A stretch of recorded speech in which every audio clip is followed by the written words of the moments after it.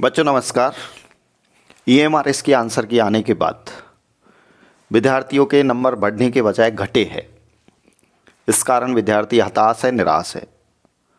ऐसा कोई विद्यार्थी मुझे नहीं मिला है जो कहे कि सर हमारे आंसर की के बाद नंबर बढ़े हैं, बल्कि घटे हैं।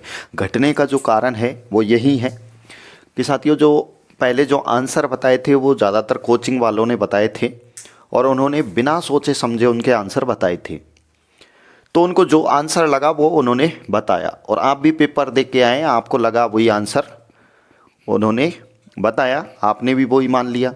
तो ऐसी स्थिति में बोर्ड ने जो है, ये हमारा इस डिपार्टमेंट ने आंसर गलत माने हैं। अब ये भी थोड़ा सा आइडिया लगा सकते हैं कि ईएमआरएस की जो आंसर की आई है उनमें भी काफ़ी हद तक गड़बड़ी है। उनमें भी कई क्वेश्चन ऐसे हैं जिनमें ऑब्जेक्शन लगाया जा रहा है, अब लगाने लायक है। तो ये भी तय मान लो कि भाई एक क्वेश्चन का 1,000 रुपये है, तो 1,000 अमाउंट बहुत ज़्यादा होता है। तो ये ईएमआरएस की सोची समझी चाल भी हो सकती है। तो ये अमाउंट पे करना बहुत बड़ी बात है एक कैंडिडेट के लिए, एक विद्यार्थी के लिए। तो आप सभी विद्यार्थी जिनको लग रहा है कि किसी क्वेश्चन पे ऑब्जेक्शन है तो वो हमें कमेंट्स बॉक्स में डालें।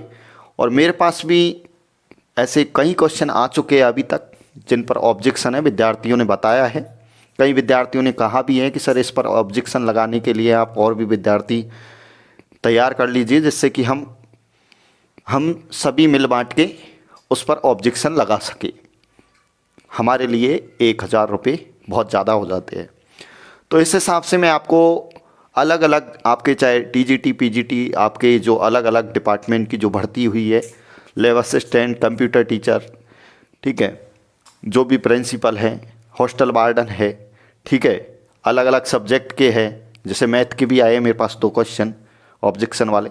तो अलग अलग सब्जेक्टों के मैंने क्वेश्चन जो है मेरे पास आए हैं वो मैंने मेरे पास रखे हैं। उनके अलग अलग आपको सब्जेक्ट वाइज मैं वीडियो बना दूंगा जिन पे आप अपने हिसाब से ऑब्जेक्शन लगा सकते हैं। और हताश निराश होने की ज़रूरत नहीं है, अब जो हो गया वो हो गया। लेकिन ये है कि इस आंसर की के अकॉर्डिंग आपकी कट ऑफ जो है वो कम रहने वाली है।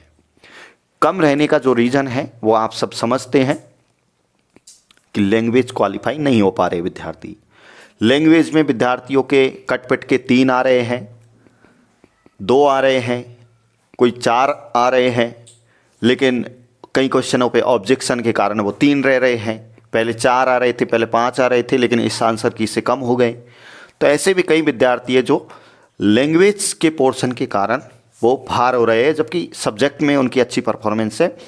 80% के लगभग सब्जेक्ट में वो करके आए हैं।